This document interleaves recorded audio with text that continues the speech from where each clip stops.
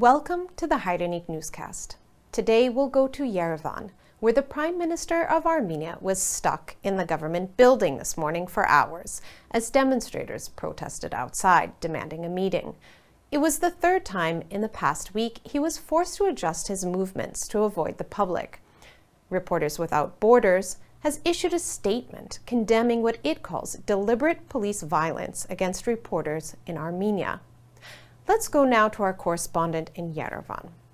Nare, welcome. Nare, why don't you tell us what's been going on the past 48 hours in Armenia regarding protest actions? On the 27th of May, the day before yesterday, there was a lot of police brutality, and a lot of it was just echoes of this reaction from different organizations and from the public, and again reaction to the police blocking the Catholic house passing to Sardar Abad Memorial is again something so outrageous that it just is still on everyone's mind. And today, from the morning, from 10:30, the protesters arrived at the Republic Square, and they blocked the Republic Square, and the police started, towing the cars and detaining some of the protesters. I believe 9 people were detained, and then there was this big game of hide and seek with the police as Prime Minister Pashinyan had to leave the meeting, but the protesters kept blocking all of the entrances and exits, and he just had to wait and adjust accordingly. And in the end, in the afternoon, he escaped through this gate that no one was paying attention to. So these were the main developments today. Okay, and then I believe yesterday there was also a big gathering outside a main security building. Can you tell me a little bit about what yesterday was about and what the protesters' demands were and if they were met? As I mentioned, on the 27th of May, the police brutality was so outrageous that yesterday Bagrat Sarkazan led the protesters to the Ministry of Internal Affairs to ask for a meeting with the minister, Vahe Ghazaryan, and to essentially ask for some accountability. And even though Vahe Ghazaryan, he refused to speak to Bagrat Sarkazan, even though they had known each other for a long time, and he is originally from Tavush, but he refused to meet. Instead, the head of police came, and there was a back and forth, and Vahe couldn't, because of the protesters, was unable to attend his meeting at the National Assembly and was stuck in the building. Interesting. So yeah, then again today, as I understand, the Prime Minister was in the government building for a meeting. The demonstrators had gone by car and basically blocked off the Republic Square with their vehicles. How long was the Prime Minister kind of stuck in place? What were the protesters demanding today? It was a full day from 10:30 until, I believe, 4 or 3 or 4. I think 4. The government building was blocked off, and the protesters were just demanding accountability and were essentially showing it was a show of force to the government. Understood. Okay.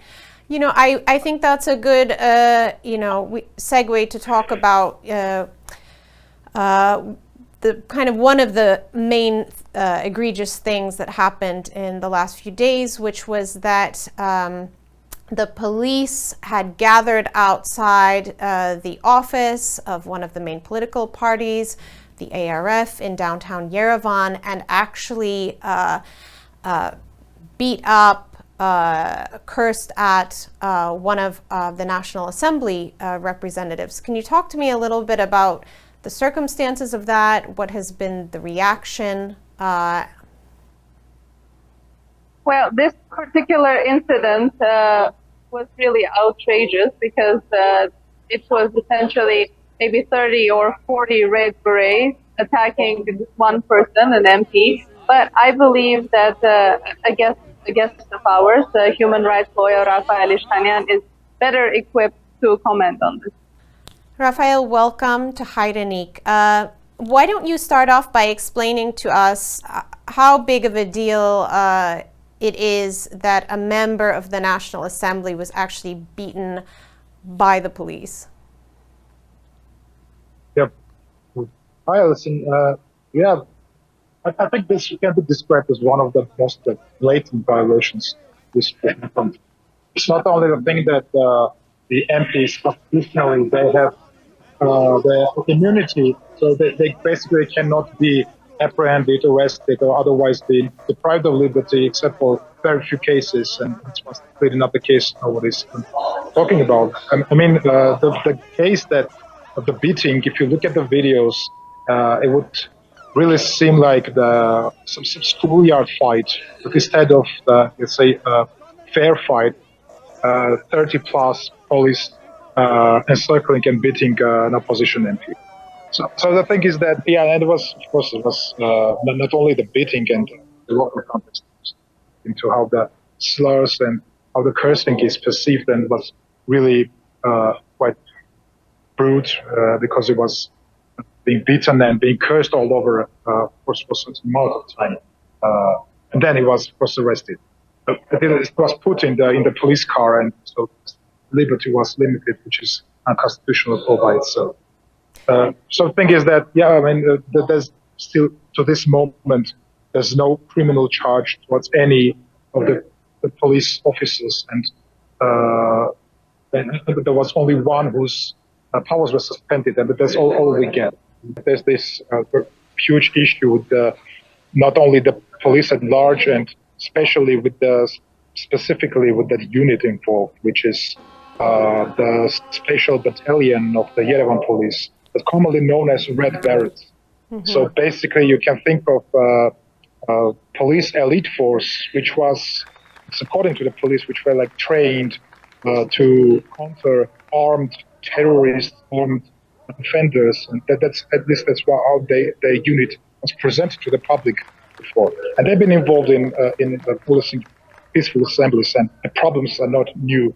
And the impunity and lack of accountability was with this unit throughout all the history they've been operative here. Cases of injuries, cases of beating people, cases of very, let's say, offensive and unacceptable attitude towards journalists, towards the general public. I think that brings me to the next topic I wanted to discuss with you, which was that Reporters Without Borders put out a statement this month. They basically condemned the police brutality, what they call deliberate police violence against journalists in Armenia. They highlighted 5 cases, which were not even, all of the cases we've seen of violence against journalists. And they talked, they called on the government basically to clean up its act. But it seems like there is an atmosphere of impunity here. Have we seen any punishment for police that have used force against journalists doing their jobs? Well, I would say at least we haven't seen any acceptable, let's say, I will say punishment. The punishment is that obstructing the journalist work is a crime. So it's a criminal offense in a penal code. So, and it should be treated accordingly. But in that regard, no, absolutely no charges were ever brought towards any police officer who did that. So even in the case of beating and limiting the liberty of parliamentary deputy MP was not treated more than the suspending powers of just one police officer. So it's absolutely inadequate. It's the continuation of the impunity. So as I was telling you that this unit, as notorious as they are famous, in 2021, they were the unit that actually dragged the parents of the soldiers killed during the war from the Yerevan Pantheon when the Prime Minister was coming there. And actually this incident was so criticized, and I think 35 organizations demanded the resignation of the chief of the police, but instead he was appointed as the Minister of Internal Affairs when it was formed just several months later. And then the commander of this unit, just after other incidents like beating the son of the president, the current, who's currently in the opposition, in a car in front of the cameras. So just a few months later, he was awarded with a golden medal of the Yerevan municipality. So I mean, there's not just the impunity. There's actually, let's say, they're being praised. They're being rewarded, it seems. That they're being comforted and they're being praised for what they're doing. And to be honest, I mean, yeah, of course it's great that the human rights organizations are being loud about this, but I really don't see this moment any possibility of development towards ending this impunity. And certainly we've only seen praise as well from the United States government, which has been supporting the quote-unquote reforms of the police, as they call it, and participating in training of the Armenian police. So they don't seem to have found any problematic aspects of their behavior towards opposition protesters and parliamentarians. Can you talk to me just lastly, Rafo, about the organization you're working with, what you are doing as human rights lawyers to monitor and try to raise the scrutiny on all of this? Yeah, well, the organization is that we actually established at the end of the last year. It's called Armenia Center of Political Rights, and we're focusing on, as the name suggests, on political rights, with being those rights that, let's say, permit person to participate in public affairs.